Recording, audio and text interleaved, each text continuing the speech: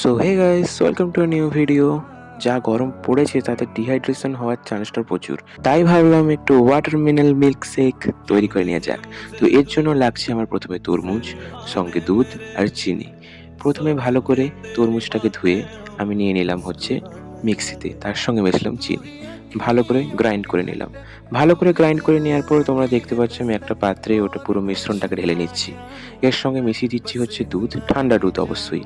ঠান্ডা দুধের সঙ্গে ভালো করে মিশিয়ে নেওয়ার পর সঙ্গে মিশাচ্ছি হচ্ছে আমুল লস্যি, যেটা ঠান্ডা।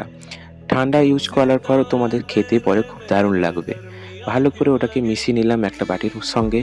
ভালো করে মিশিয়ে নেওয়ার পর গ্লাসে ভালো করে সাজিয়ে নিলাম। উপরে দিলাম হচ্ছে তরমুজের কুচি ও পুদিনা পাতা, যেটা দেখতে দারুণ লাগছে।